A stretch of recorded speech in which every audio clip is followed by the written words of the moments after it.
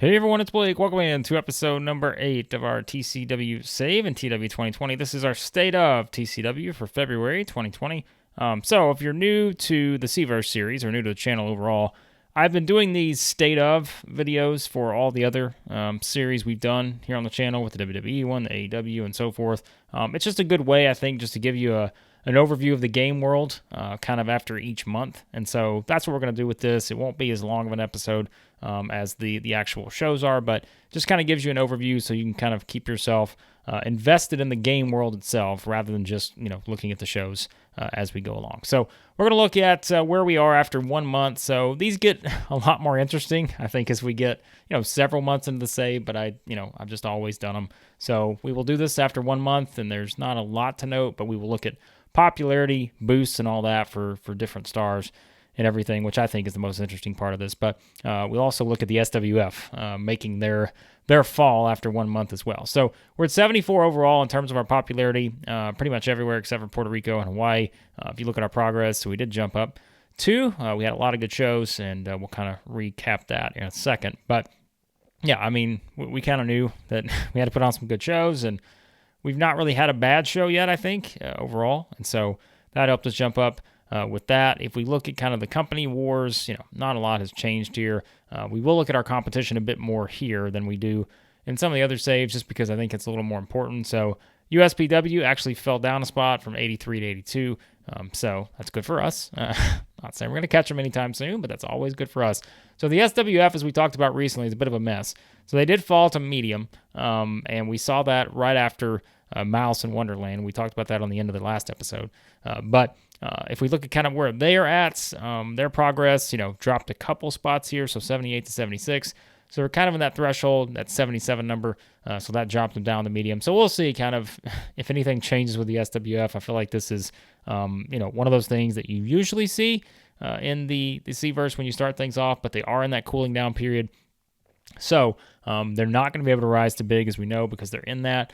But yeah, so any of that back and forth is going to take several months at least 5 months for them to kind of get back on track. So that is at least something of note here. And yeah, we'll see if there's any roster movement with the SWF. I don't really have a lot of expectations right now, but yeah, so we know the SWF is falling down, so that helps us a little bit. 21CW is still at kind of the big range. We can kind of see if anything's changed with them, although not direct competition in terms of the United States, but it is looking at it from a global standpoint. Burning Hammer, just to kind of give you, again, an overview if you're not looking at this. So they take a step forward, actually, so they gain a spot. So good for them. But biggest company in Mexico, as we know, EILL.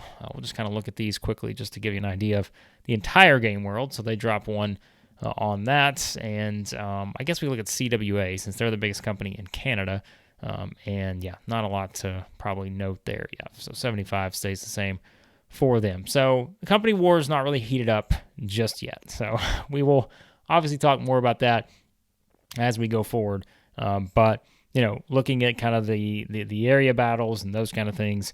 So we saw, USPW, SWF kind of in that range. So, then just kind of looking at the regional battles here in the Southwest, we had CZCW win that one over IPW and GSW, which, by the way, GSW coming up next in our series on the Exploring the Seaverse. So if you're watching this as these come out, that's what we have coming up next. It's GSW in the Exploring the Seaverse series. So if you want an insight into that company, you'll get that soon in that series. So, all right, let's look at some other stuff, kind of where things are at for the company right now. Again, not much has changed after 1 month, but I do this just to check the boxes because we do this, again, every month on the other series. So Television Championship has not changed. Greg Gage has had 1 defense, beat Benny Benson on the most recent episode. So that was what we had going on there. Aaron Andrews, of course, has not had a title defense just yet, but we know he made his triumphant return at the end of Malice in Wonderland. So that's there. We do have new tag team champions, Moa and Tana. I mentioned I couldn't remember if they were 2-time or 3-time champions, but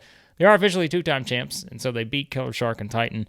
So a 2-day reign so far for Moa and Tana. So they are your champions, and I'm really excited about what we have coming up with them here moving forward. Financials, let's look at those real quick. So if we look at our financials, and again, I'm already a couple days into the month doing this, but performance-wise, $1.5 million, we'll take that. So we started at, $10 million?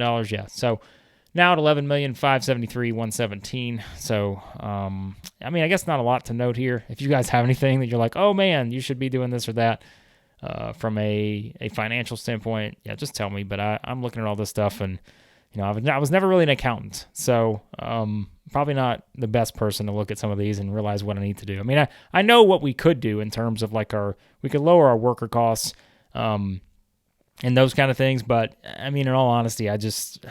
I mean, right now we need kind of the people we have on our roster. We don't have a big roster, as I talked about.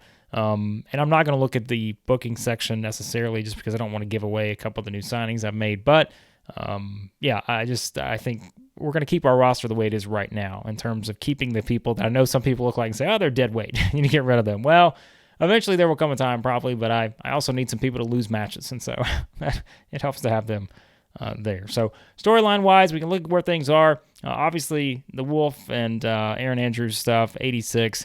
And as we've talked about, we've really been just kind of combining the storylines together. And you guys have seen kind of how we've had, multi-man stuff. We had Sammy Bach and Wolf Hawkins main event, Malice in Wonderland. So really a lot of these have really yet to really take off, I think. But, we haven't really made a lot of changes. I said I was going to start with sort of the starting storylines, but a lot of them sort of tie together. So that is worth noting. Jay Cord and Sammy Bach. We haven't done a lot with them. Did something with them the first couple weeks, but you'll see. We're not done with Jay Cord and Sammy Bach just yet. The Elite got their win over the Divine Fortune at the pay-per-view, so that's notable. Greg Gage, 80. So really anything Greg Gage has been pretty good stuff so far, but he'll be moving on beyond Benny Benson, so we'll kind of tweak this a little bit in terms of the rise of Greg Gage. Where's the beef? The Tag Team Championship, as we know, the title's just switched to Mo and Tana, so we'll see what that leads to there on that. So, all right, let me see if there's any other stuff here in particular we need to look at, and then we'll go into the roster because I think that's always the fun part. So if we look at our stats so far, we booked 5 shows. So Malice in Wonderland, of course, our best show to this point at 89, so that's what we wanted. Our top show, our best match. Guys, I will tell you, I'm still just, I don't even know what the word is, for the Wolf and Sammy match, getting a 93. Tremendous for that one. So, yeah, buy rates, everything. Yeah, nothing of note here because we don't have a lot of shows to compare it against. But I'm at least just showing it to you so you kind of see where we stand after 1 month. Because when we're a year down the road from this and we're the biggest company in the world, you guys can all think back to where we were at this time. So, yeah, that's kind of where we are on that. All right, let's look at the roster because I think that's always the most interesting part is to see kind of our popularity boost for certain wrestlers. So I've got these filtered by major star and such because I don't want to go too far down because that may give away some of the signings. And you guys know I like to keep those as surprises. I think it makes it more fun when you're watching these. So, all right, Aaron Andrews, popularity, I think he's definitely gone up because I see some light blue here. So we know, yeah, he's taking a little bit of a jump here, especially in the Southeast, Tri-State, and Puerto Rico. So, yeah, Aaron Andrews makes a jump up, despite not really being, in action over the past several weeks, but he's been in some hot storylines, hot angles, as we know. So the ace himself making the charge forward as the World Heavyweight Champion of our company and making his return at Malice in Wonderland. Jay Cord, we all know that we pretty much got a rocket strapped to Jay Cord here, and he's not happy about some of the matches I'm giving him right now. So he takes a little step forward here in terms of his popularity up to the 73. Sammy Bach's popularity's got to be going up. This guy's been carrying us company-wise over the past several weeks, putting him in the main event.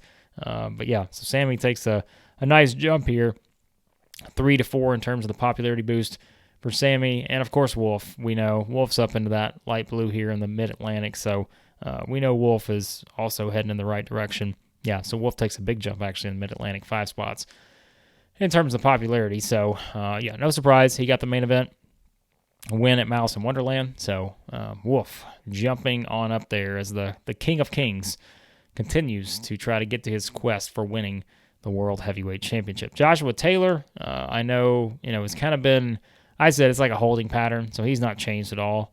He's just been beating a lot of jobbers. So we're almost done with a jobber reign for Joshua Taylor. He's going to move on to bigger and better things. What about Kyle Rose? I think he's interesting to look at because you guys know I'm using him as my interviewer. So Kyle Rose jumped up a couple spots. So good for him. Mighty Mo coming off that tag team championship win at Malice in Wonderland. Mighty Mo has stayed the same. I assume Tana's probably stayed the same too. And yeah, I can't imagine it's changed all that much. Yeah. So Mo and Tana have kind of stayed the same, but they're the new tag team champions. We'll see how it affects their popularity overall. All right, well-known stars here. We got quite a few. I'm trying to see, is there anyone in here that I would be giving away by showing them? No, I don't think so. Bart Biggins, I don't really care to look at Bart. Sorry, Bart. I mean, you guys know, he's kind of in, Bart's in kind of the jobber to the stars territory right now. So I hate to say that because it will take away any suspense we have for the upcoming matches I have booked for him, but it is what it is. Benny Benson, I think, is an interesting character to use, and we've lost some popularity, but I think he's in an interesting spot. You guys know kind of an interaction he had at Malice in Wonderland with the debuting Ernest Youngman. So Chance Fortune, I mean, he's, in the tag team with Daryl Divine. Although Chance Fortune's moving into kind of an interesting role here as we move forward, as you'll see. The Fonz, the poor Fonz. And I know Fonz hasn't dropped any popularity despite having chilly momentum and losing every match in sight. And so, yeah, poor Fonz, just 0-3 so far. That losing streak extends beyond that. We haven't done a lot with Dazzling Dave Diamond. I know he's annoyed because he got left off the pay-per-view. I just forgot. I forget to do this with sometimes on these pay-per-views, but I should have, I don't know, send him away on vacation for a week or something. But Doc Hammond's jumped up a couple spots. Of course, Ed Stone made his return. I can't imagine his popularity's changed any after one match. Yeah, so, but Ed Stone's back. He'll be, a regular featured star on the program moving forward.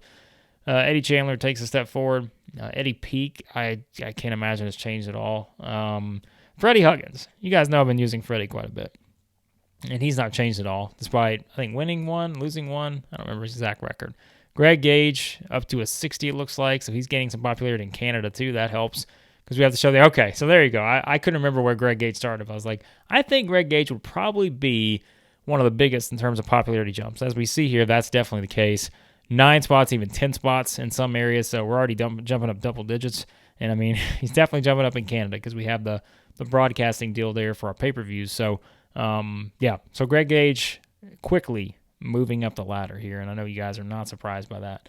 Overall, Killer Shark, I don't know where Shark's at. I assume he's probably the same. Yeah, so Killer Shark stays the same. Matt Hawking, who we've used with Freddie, kind of in the duo, he's moved up some, and remember, Matt Hawking's lost multiple matches at this point, but he moves up some. Nate Johnson, probably about the same. I can't imagine he's changed much. Yeah, so up 1 for Nate Johnson. One Man Army came back at Malice in Wonderland, but he's not done enough to move anything. Here we go, T-Bone. T-Bone's who we wanted to see here because, okay. I thought Greg Gage had the biggest jump, but it looks like it's T-Bone because T-Bone has made a massive jump here. 12 spots in 1 month. So whatever we're pushing with the right buttons with T-Bone is working. We're putting him in a lot of angles with sort of the higher tier stars, putting him in the angles with Aaron Andrews, Freddie Huggins, Wolf, just the interactions, those kind of things, Sammy Bach. And so we've really, I'm pleased because we've clearly done a good job with T-Bone and putting him in the right spots to make that jump. And he's been winning matches, and sometimes that's all it takes, just win some matches. So T-Bone has quickly jumped up into a different stratosphere here overall. Titan, I think, says 60. I don't really want to look at that. Troy Tornado, not a lot to look at that here either. So that's really our main, group. I don't really guess there's anyone else to really look at. I mean, that's our main group of stars. So, that just kind of gives you an idea. So Greg Gage, T-Bone, as you guys know, I've really put a focus on both those guys in terms of the booking. And so probably shouldn't be that surprised that they have taken a big jump forward as our most improved from a popularity standpoint, I think, in the company. So if we look at the creative section quickly, this hasn't really changed. I think it's kind of been this order since we started, which I know Aaron Andrews at the bottom, but Wolf at the top. We're not going to look at these two because I do have some prospects in here that we've signed that I'd like to sort of move forward with as surprises potentially. But who's hot? Aaron Andrews, Jake Horde, Wolf, Mo, and Gage. I mean, that sounds about right to me because those guys have all been featured in very prominent spots, so I'm not shocked at all. These are the top 5. Who's not? We know the Fonz. It's just he's on a losing streak. Poor Fonz. What's going to happen with the Fonz moving forward? Troy Tornado has been losing some matches too. Bart Biggins, I don't know how else to say it. Bart Biggins is just the most bland babyface we have potentially. But hey, he's got a purpose to serve here in our promotion, and we're gonna keep going at it. So any Bart Biggins fans out there, I apologize. He's a big part of the promotion because again, somebody's got to lose some matches. So. Anyways, there you go, guys. There was a quick look at the state of TCW and the game world for February. And like I said, these will get a little bit more exciting and engaging as we move along, because right now we've only got a month in. Not a lot's changed all that much, but as we start to progress, we know things will. So I would say the next couple months will start to get more interesting in terms of these state ofs, but I wanted to do it because I do it, for every month and the other saves I do. And so I wanted to do the same here with this one. So there you go. There's a look at the state of TCW and the game world, February 2020. And as always, be sure to like, share, subscribe, all that good stuff. Always appreciate your feedback. Check out everything else we've got going on the channel, the WWE save, the AEW save, exploring the C-Verse. We will be done with that one pretty soon. Only several, maybe, 5, 6 more promotions to do for the starting companies in the C-Verse. So check that out. If you want to kind of look back at, kind of the ins and outs of TCW and all the starting companies in TW 2020, you can check that out on the channel. And if you didn't check out our Extreme Warfare Revenge review we did, I guess we call it a review, but it's kind of like a look back at some nostalgia there as we did sort of a quick playthrough with Extreme Warfare Revenge, EWR. So you can check out that new video on the channel as well. More of those to come too. You guys seem to really enjoy that one. So got a lot of fun stuff in the works here on the channel. So appreciate you guys as always. And on the next episode of our TCW save, it will be Total Wrestling for February Week 1.